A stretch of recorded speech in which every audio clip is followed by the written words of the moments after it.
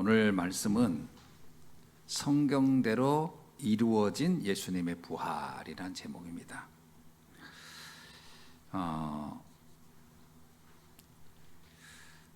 성경은 무슨 책일까요? 우리가 이제 성경에 대해서 먼저 정확하게 알 필요가 있겠죠. 베드로 후서 1장 2절에 보면 21절에 보면 베드로가 이렇게 성경에 대해 설명했습니다. 이 성경은 사람들의 뜻으로 기록된 게 아니다. 이 성경은 오직 성령의 감동함을 받은 사람들이 하나님께서 말한 것을 받아서 적은 것이다. 그래서 성경은 그 원저자가 하나님이고요, 쓴 사람들은 성령의 감동을 받은 사람들이 받아서 쓴 것이다. 이렇게 이해하는 것이 가장 정확합니다.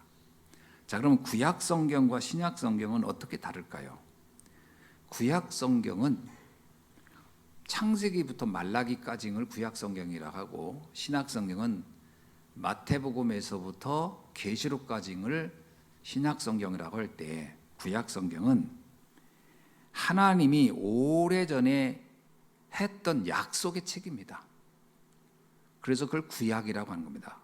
오래전에 한 약속이라는 거예요. 오래전에 모세에게 했던 약속, 또 많은 선지자들에게 했던 약속이 있었다는 거예요. 그거를 그들이 쓴 거예요. 내용이 뭐냐?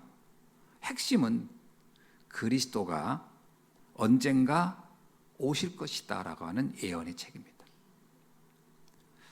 그 책 안에는 그리스도의 탄생에 대해서 기록되어 있고, 어떤 사역을 할 것인가, 어떻게 죽을 것인가, 또 어떻게 부활할 것인가, 다 예언되어 있었던 것입니다. 예를 들면 미가라는 선지자가 예수님이 오시기 전에 거의 700년 전 그때 예언한 건데, 이렇게 표현하거든요. 미가서 5장 2절에 베들레헴에서 그리스도가 탄생할 것이다. 정확하게 예수님의 탄생할, 그리스도가 탄생할 장소에 대한 예언을 그때 이미 했어요.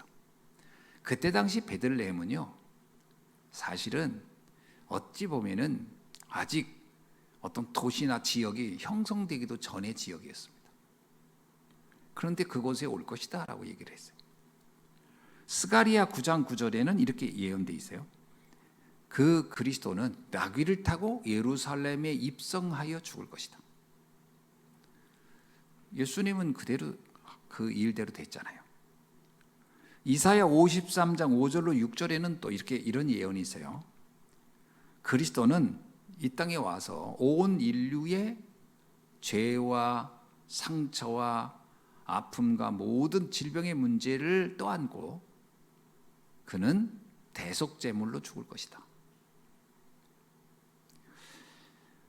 누가복음 24장 27절에서 누가가 이렇게 표현합니다. 구약에 있는 모든 선지자들, 모세 이런 사람의 기록은 결국은 그리스도를 설명하게 한 것이었다. 이렇게 얘기하고 있어요. 그래서 구약 성경은 그리스도가 언제 오실 것인가, 언젠가는 올 것이다, 그거에 대한 예언의 책이었다라는 거죠. 자, 그럼 신학은 뭘까요? 신학은 하나님이 새롭게 하신 약속의 책입니다. 왜 새롭게 했냐? 드디어 그리스도가 구약의 예언대로 오셨다라는 거예요. 그래서 어떻게, 왜, 언제 왔으며 오셔서 무슨 일을 했는가를 기록한 것이 신약입니다. 누가복음 2장 1절 6절에는 미가서의 예언 그대로 베들레헴 마국간에 그분이 오셨다라고 기록하고 있고요. 마태복음 21장 1절로 11절에는 그가 마귀 새끼를 타고 예루살렘에 입성하여 죽으셨다라고 하는 기록이 있습니다. 그리고 요한복음 20장 1절로 10절에는 죽은 지 3일 만에 부활하신 분이다라고 기록하고 있습니다. 그래서 성경은 한마디로 말하면 언약의 책이고요, 언약 성취의 책입니다. 열왕기상 6장 56절에 이런 말씀이 있어요. 여호와를 찬송할지어다. 그가 말씀하신 대로 그의 백성 이스라엘에게 태평을 주셨으니 그 종 모세를 통하여 무릇 말씀하신 그 모든 좋은 약속이 하나도 이루어지지 아니함이 없었도다. 약속을 하면, 하나님이 약속을 하면 그 약속은 반드시 이루어진다라고 기록하고 있어요. 마태복음 5장 18절에도 이렇게 기록하고 있습니다. 진실로 너희에게 이르노니 천지가 없어지기 전에는 율법의 1.1획도 결코 없어지지 아니하고 다 이루리라. 하나님의 말씀은 1.1획도 없어지지 않고 다 이루어진다라고 합니다. 성경은 예언 그대로 완벽하게 이루어졌다는 사실을 증거하고 있습니다. 그래서 성도들은 하나님의 말씀, 성경을 그대로 믿는 것이 중요한 신앙의 시작입니다. 그러니까 성경을 믿는 것이 신앙의 굉장히 중요한 출발이에요. 물론 성경을 의심하는 사람도 있고 모르겠다는 사람도 있지만 이거는 역사를 기록한 것이 아닙니다. 이거는 교훈을 설명한 것도 아니에요. 이건 이스라엘의 어떤 사람들의 삶을 이야기한 것도 아닙니다. 성경은 이스라엘 민족을 들어 썼지만 본질적으로는 전 인류에게 주는 하나님의 약속의 책입니다. 그래서 이 말씀을 우리가 그대로 믿어야 되는 것이죠. 그래서 오늘 고린도전서 15장에서도 바울은 이렇게 말하는 겁니다.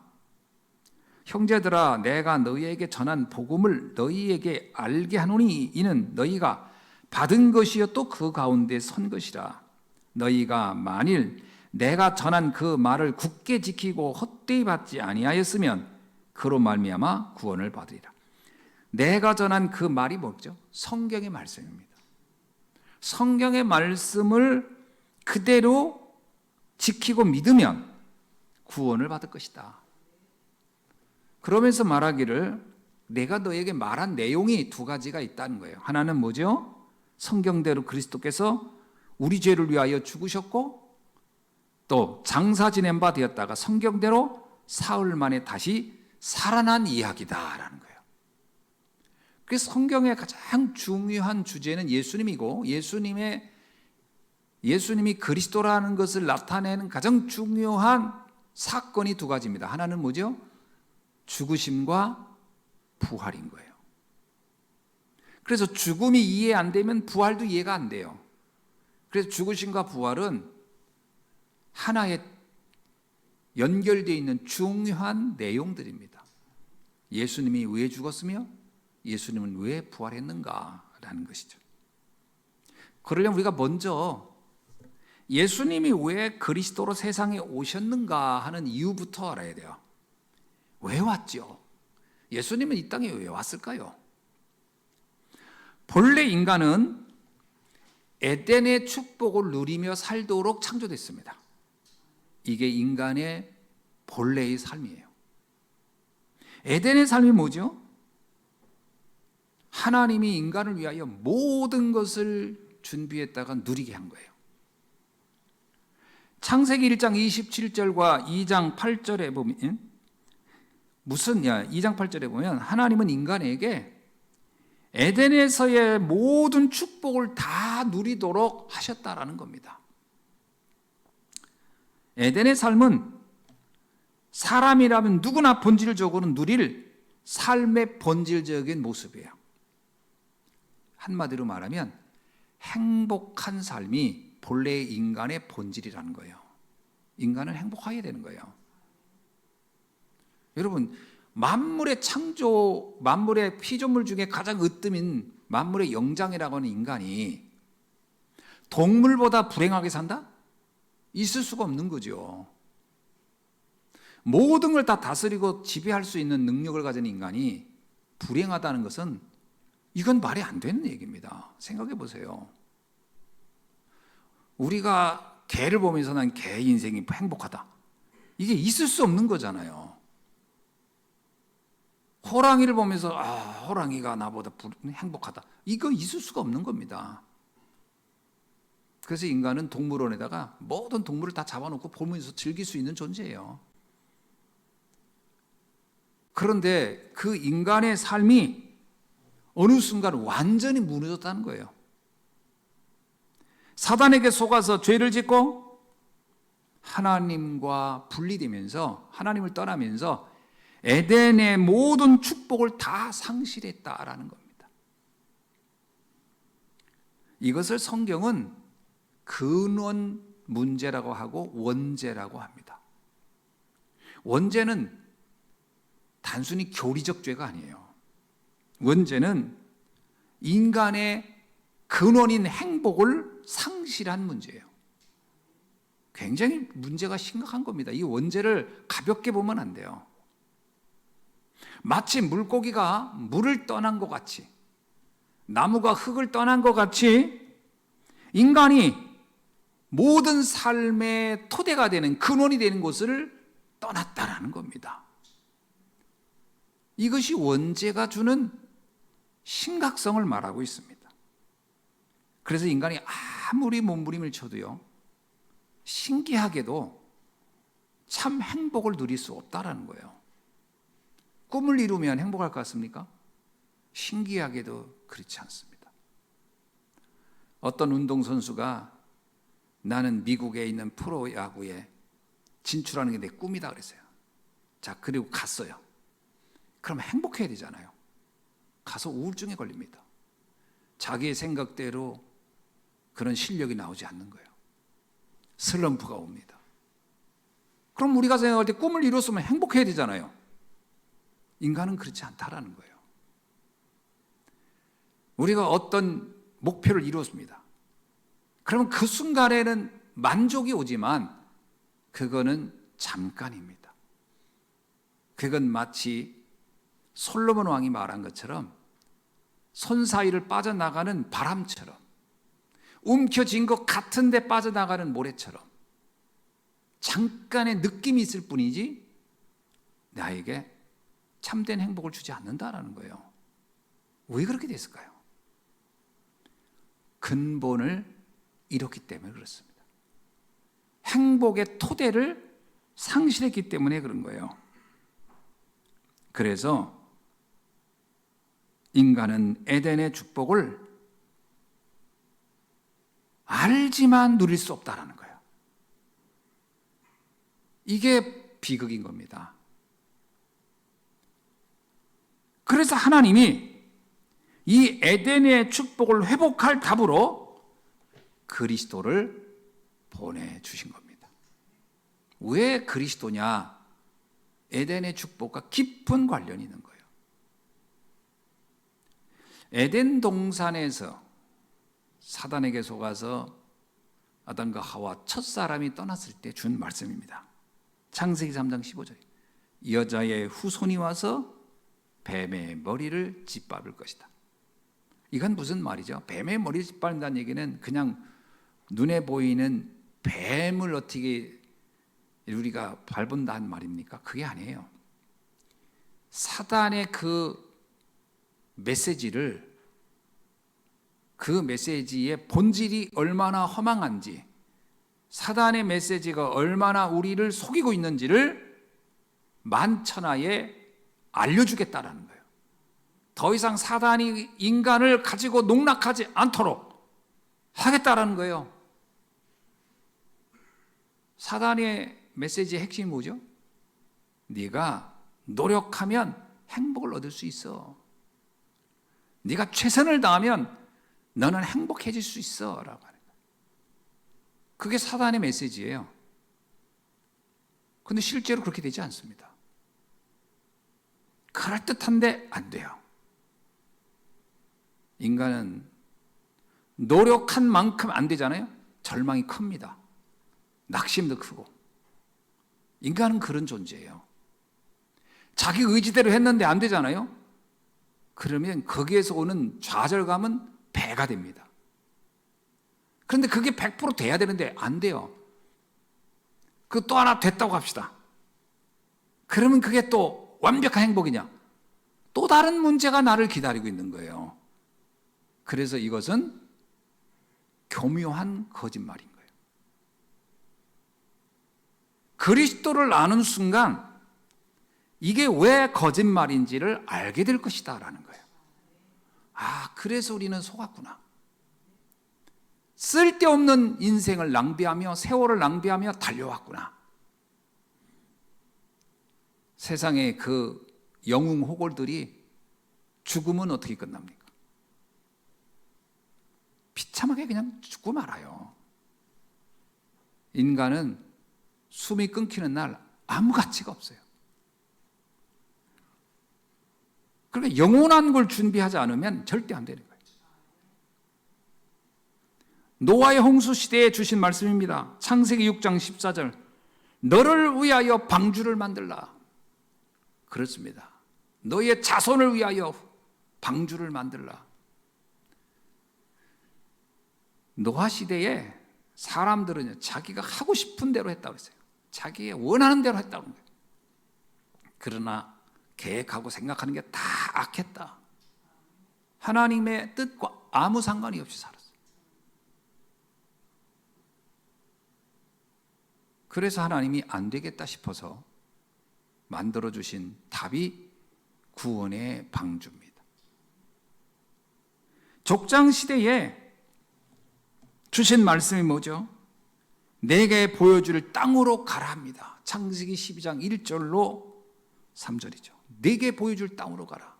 내가 내게 보여줄 땅, 메시아가 올 땅, 구원자가 올 땅으로 가야 되는 거예요. 풍요의 땅으로 가는 게 아니에요. 뭔가 막 기름지고 나를 막 부자 되게 할 것 같은 데로 가서 되는 게 아니라는 거예요.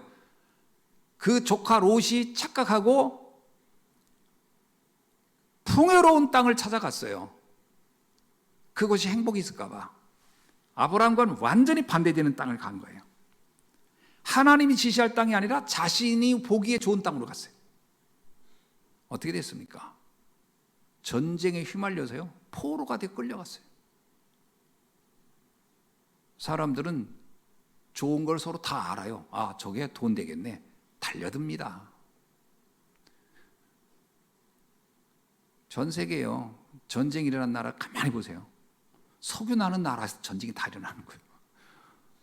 서로 갖고 싶은 거야. 황금이 많이 나는 땅. 옛날에 미국에서 골드러시, 콜도라도, 황금이 나는 땅은 다 가는 거예요. 그래서 서로 죽고 이런 거예요. 인간이 보기에 행복이 있을 것 같은 땅은 사실은 불행이 기다리고 있다라는 겁니다. 도리어 하나님은 아브라함에게 얘기합니다. 저 척박해 보이는 저 땅이 바로 너에게 젖과 꿀이 흐르는 약속의 땅이니라. 그것으로 가라. 우리의 인생의 젖, 생명과 꿀, 에너지는 어디서 오는가? 그리스도로부터 온다는 겁니다. 그곳으로 가라는 거예요. 사람들은 착각합니다. 뭔가 좋은 게 있으면 막 달려들어요. 뭐. 나만 갑니까? 남들도 다 오지. 이집트 시대, 이집트 노예로 끌려갔을 때 또 언약을 놓치면요, 문제가 반드시 옵니다. 그때 하나님 주신 답입니다. 희생제사. 출애굽기 3장 18절입니다. 그것도 그리스도의 피를 의미하는 거죠. 바벨론 포로 시대, 이사야 7장 14절의 말씀 줍니다. 임마누엘의 주인. 로마 속국 시대, 마태복음 16장 16절의 말씀을 줍니다. 주는 그리스도시요 살아계신 하나님의 아들이시니라. 위기와 재앙을 만난 시대마다 하나님은 우리에게 명백한 답을 줬어요. 그리스도입니다. 그리스도를 잡아야 되는 거예요. 그리스도를 알 만큼 우리는 자유로워요. 그리스도를 알 만큼 우리는 행복해지고, 그리스도를 알 만큼 우리는 평안을 누립니다. 그리스도를 모르며 가지고도 평안할 수가 없어요. 그리스도를 모르죠? 지배하는데 자유롭지가 않아요. 그리스도를 모르면 가졌는데 불안해요. 그리스도가 진정한 평화, 자유, 행복을 주는 근원의 토대가 되는 줄 믿습니다. 그러는 중에 이 그리스도가 오셔서 하신 두 가지 사역이에요. 절대적 사역. 하나는 십자가의 죽으심과 또 하나는 부활입니다. 십자가의 죽음은 그리스도의 구원의 완성을 이룬 사건입니다. 완성을 이룬 사건이에요. 구원의 완성. 십자가의 죽음은 이미 성경에서 예언했던 얘기입니다. 이사야 53장 5절로 6절에 그가 찔림은 우리의 허물 때문이요 그가 상함은 우리의 죄악 때문이라. 그가 징계를 받음으로 우리는 평화를 누리고 그가 채찍에 맞음으로 우리는 치유를 받았다. 여호와께서는 우리의 모든 죄악을 그에게 담당시키셨느니라. 그리스도께서 십자가에서 죽으셔야 하는 이유를 분명하게 설명하고 있습니다. 히브리서 9장 22절에 이런 말씀이 있어요. 율법을 따라 거의 모든 물건이 피로써 정결하게 되나니 피 흘림이 없이는 사함이 없느니라. 이것이 그리스도 십자가의 죽으심의 가장 중요한 영적 이유입니다. 그래서 대속의 은혜를 이해하는 사람은 이 땅에서 가장 중요한 저주 재앙에서 해방받게 되는 줄로 믿습니다. 구원의 완성이에요. 십자가는 구원의 완성. 이 십자가 사건을 예수님은요, 너무나 이게 중요하기 때문에 제자들에게 계속 반복해서 말했어요. 마태복음 16장 21절에 보니까 이때로부터 예수 그리스도께서 자기가 예루살렘에 올라가 고난을 받고 죽임을 당하고 제3일에 살아나리라. 여기 보면 이때로부터 그랬거든요. 예수님이 그리스도구나를 아는 제자들에게 아무한테나 이 말을 할 수가 없어요. 대속은 사람들이 쉽게 알 수 있는 비밀이 아닙니다. 예수가 그리스도구나를 아는 사람에게 자, 이제 그리스도의 사역을 한번 설명해 줄게. 내가 왜 왔는가, 왜 그리스도로 왔는가를 말해 줄게. 그러면서는 이게 내가 죽으러 왔다. 왜 죽으러 왔냐? 너희들의 모든 죄를 대속하려고 왔다. 예수님이 세상에 오신 목적은요, 대속입니다. 마태복음 20장 28절에 이렇게 말씀하고 있어요. 인자가 온 것은 자기의 목숨을 많은 사람의 대속물로 주려 함이라. 주님은 우리에게 생명을 주려고 오셨다는 겁니다. 왜 우리가 영원한 생명을 얻게 됐냐? 주님의 생명이 내 안에 왔기 때문에 그렇습니다. 그래서 십자가의 죽음은 구원의 완성입니다. 그 완성을 주님 스스로가 선포했어요. 요한복음 19장 30절에 예수님이 신포도주를 받으신 후에 이르시기를 다 이루었다 하시고 머리를 숙이니 영혼이 떠나가시니라. 십자가에 죽는 순간 마지막 하신 말씀이 뭐냐? 다 이루었다, 다 끝냈다, 다 완성했다, 이 말씀을 하신 거거든요. 무엇을 다 끝냈단 말이고요, 무엇을 다 완성했단 말이죠. 인간이 받아야 할, 온 인류가 받아야 할 모든 저주 재앙을 다 해결했다라는 겁니다. 우리는 이것을 정말 믿어야 돼요. 아, 끝났구나. 그리스도 안에서 끝났구나. 우리가 자꾸 착각하는 게 뭐냐면 끝났다는 것을 믿지를 못하는 거예요. 왜죠? 내게 문제가 있으면 이 문제가 나에게 저주가 될 거라고 생각을 해요. 여러분, 우리에게 정말 예수가 그리스도로 믿으면 문제는 저주가 되지 않습니다. 문제는 축복이 됩니다. 정말 믿으면 그래요. 안 믿으면 문제는 끊임없이 나에게 고통의 가시가 될 겁니다. 믿으셔야 돼요. 이거를, 그 고통이 너무 심해가지고 고통을 어떻게든지 면해보려고 저 믿어요 그러거든요. 그건 믿는 게 아닙니다. 그거는 고통에 대한 두려움 때문에 지금 희망 고문을 하는 거예요. 완전 다른 겁니다. 여러분, 내가 지금 겪는 고통이 너무 커서 그래 믿으면 해결된다 하니까 내가 믿어볼게요. 이거는 흥정하는 거거든요. 해결이 안 됩니다. 그거. 왜 해결이 안 될까요? 하나님이 해결 안 해주는 게 아니고 내가 그 문제에서 빠져나오지를 못해요. 수고하고 무거운 짐을 지고 주님이 말합니다. 내게 와서 이거를 내려놔라 그러거든요.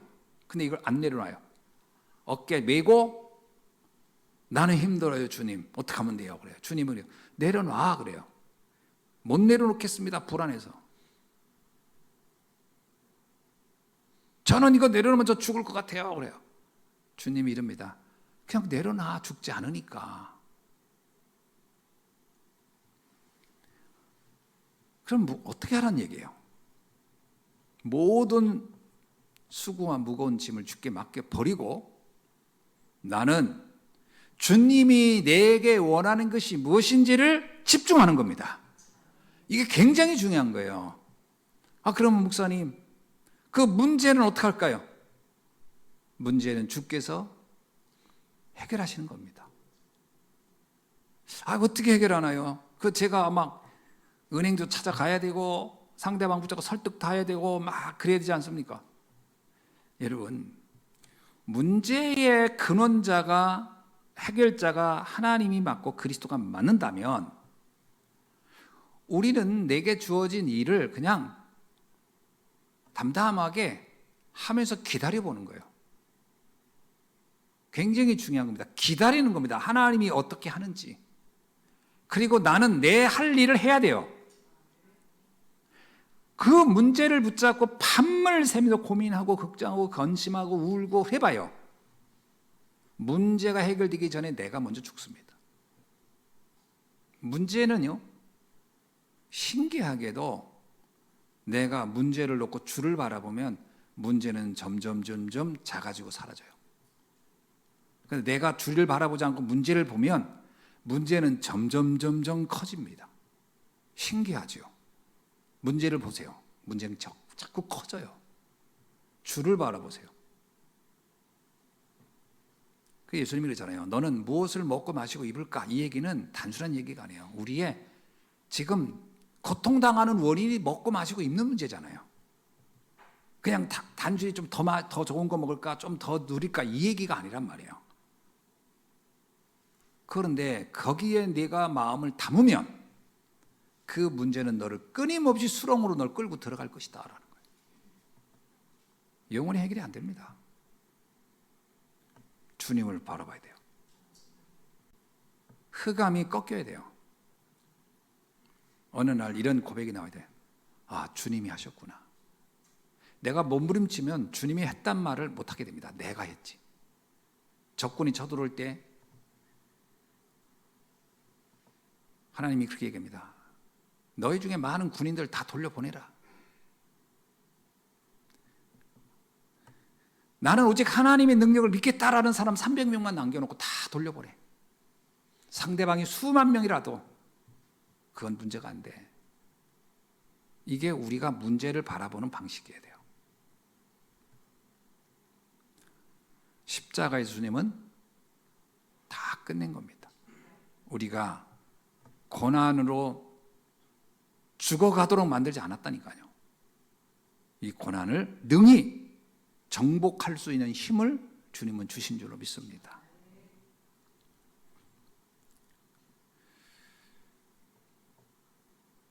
요한 1서 2장 2절에 이런 말씀이 있어요. 그는 우리 죄를 위하여 화목제물이니 우리만 위함이 아니요 온 세상의 죄를 위함이라.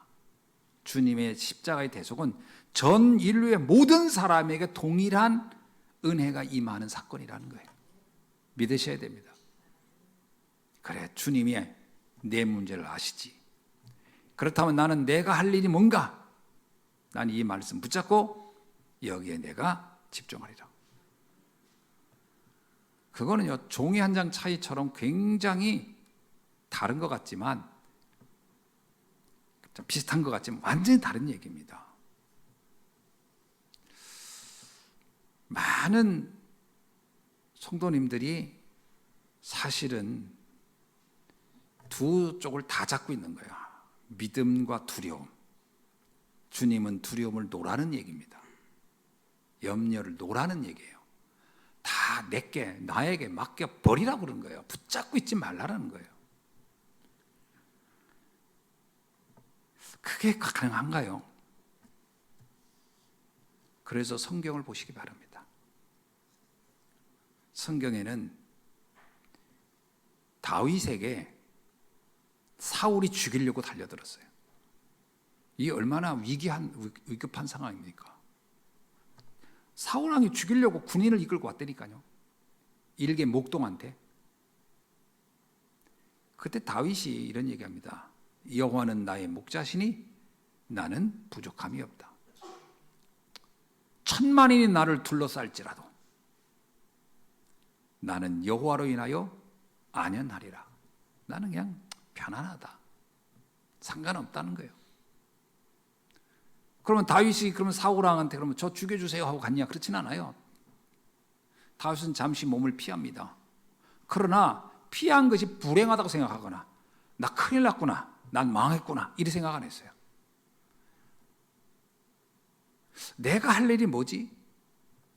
다윗은 그때 계속 그 생각을 합니다. 나는 앞으로 이스라엘 왕이 될 건데 내가 준비할 게 뭐지? 신기하죠? 도망 다니는 사람들이 폐인이 됩니다. 보통 폐인 된다니까. 어려움이 오면 사람이 폐인이 돼버려요. 아무것도 하기 싫어하고 무기력하고요. 완전히 놓아버립니다. 그 나중에는 완전히 그냥 우리가 알잖아요. 노숙자들의 삶이 어떤 거지. 다 끈을 놔요. 의미도 의식도 관심 다 놔요. 왜? 나는 이제 죽은 목숨이라고 생각하거든요. 다윗은 그러지 않았어요. 다윗은 도리어 내가 지금 뭘 준비하면 될까? 내가 앞으로 왕이 될 건데 내가 여기서 하나님의 뜻이 뭔지, 하나님이 내게 이것을 허락한 데는 이유가 뭘까?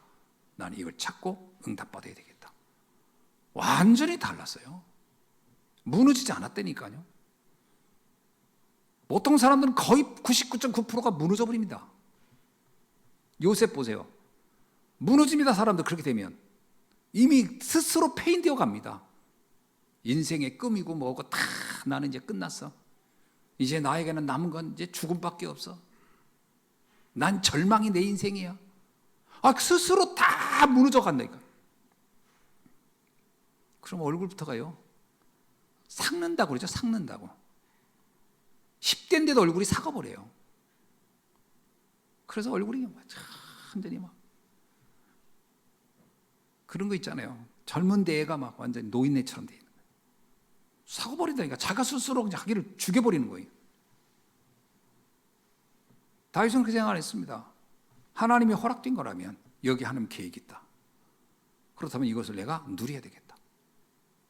여러분 고통도 누려야 돼요. 불신자들 중에도 이런 말 있잖아요. 피할 수 없으면 즐겨라. 그래서 피할 수 없으면 즐기라는 거예요. 즐긴다는 말이 뭐예요? 나는 거기에 내가 매이지 아니라. 저는 가끔 이렇게 뉴스 보면요, 몇백억의 빚을 진 사람인데 빚진 사람 같지 않게 하면서 결국 그걸 다 극복하는 사람이 있어요. 신기하죠? 어떤 사람은 얼마 되지도 않는데 그게 완전히 잡혀가지고 폐인처럼 끝나는 사람도 있어요. 두려움에 잡히지 않으셔야 됩니다. 하나님의 말씀 잡고 도전해야 돼요. 하나님이 우리에게 주신 약속 있잖아요. 너는 복의 근원이라. 너로 인한 만민이 복을 받게 하리라. 두 번째는 그리스도의 부활은 구원 사역의 지속을 말하는 겁니다. 부활은 뭐냐? 주님이 단 한 번으로 사역을 마치고 2000년 전에 그리고 끝났다는 게 아니에요. 부활은 2000년 전에 이루어졌던 그 구원의 사역이 지금도 영원히 지속된다는 것을 설명한 겁니다. 부활은 그래서 중요한 거예요.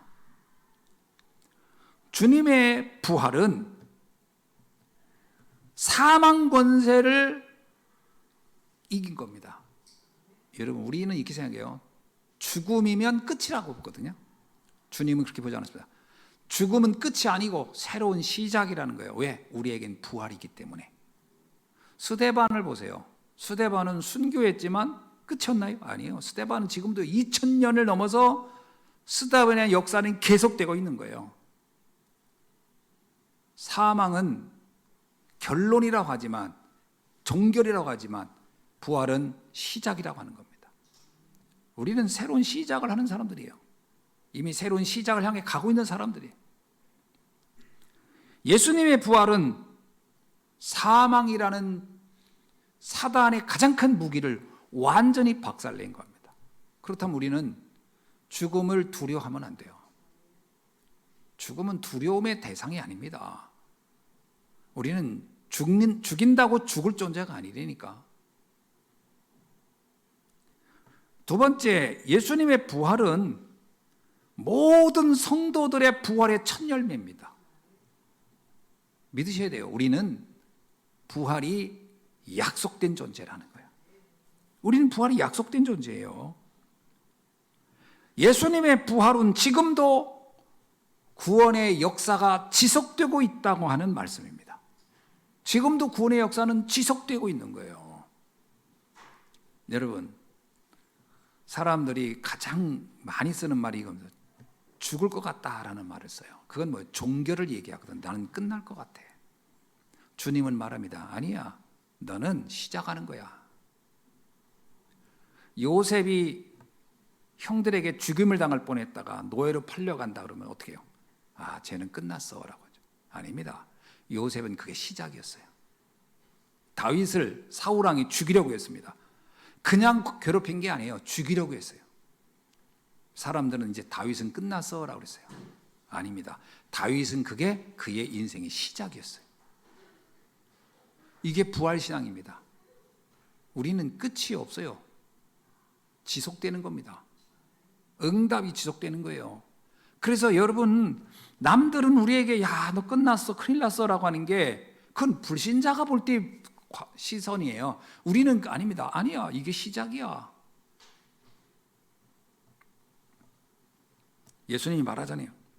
부활한 이후에 주님이 이렇게 말합니다. 마태복음 28장 20절에서 볼지어다 내가 세상 끝날까지 너희와 항상 함께 있으리라.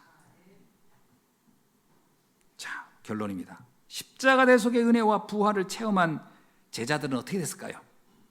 달라졌어요. 과거의 그들이 아니에요. 완전히 새 사람이 됐어요. 그들은 오직 복음만 누리고 증거하는 삶을 살아야 되겠다.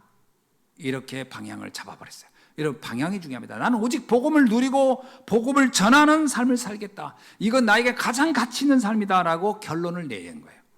결론을 낸 겁니다. 누가요? 부활의 신앙을 목격한 제자들이, 대속의 은혜를 체험한 제자들이.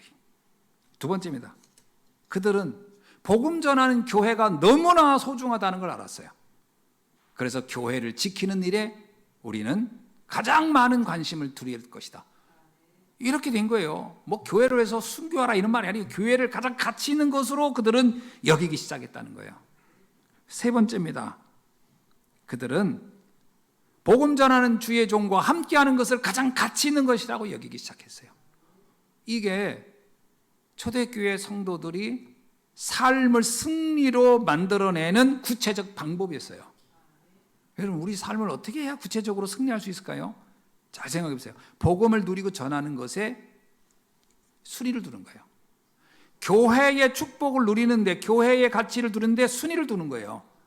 그리고 주의 종과 함께 복음을 전하고 복음을 위하여 사는 것을 순위를 두는 겁니다. 이게 우리가 신앙을 승리로 하는 거, 내 삶의 어둠을, 흑암의 그 어둠을 완전히 몰아내는 방법이에요. 우리는 두려움이 오거나 어둠이 오면 어둠 속에 들어가 가만히 있어요. 그걸 뭐라고 하냐면 동굴에 들어가려고 한다 그러거든요. 그게 플라톤에 나오는 이야기예요. 사람은 고통스러우면 동굴 속으로 들어간다는 거예요.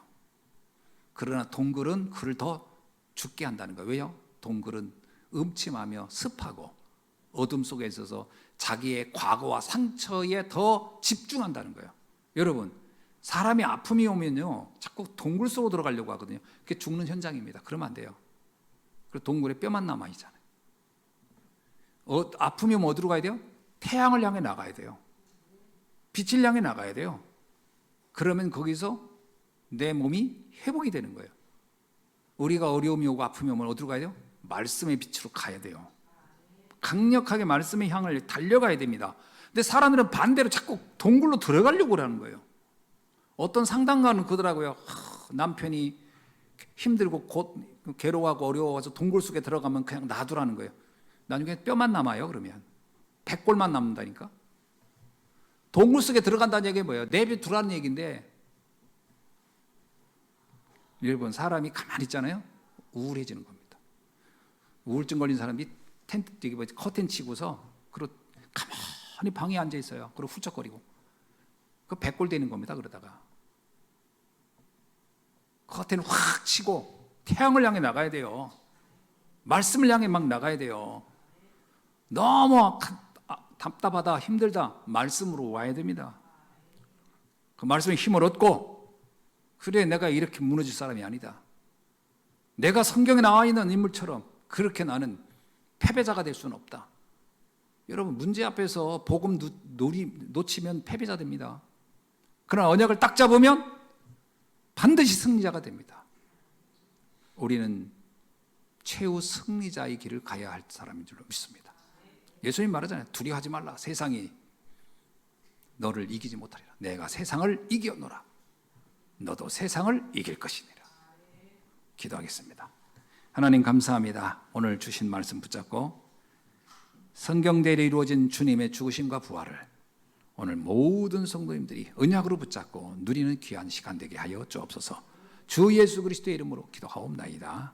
아멘.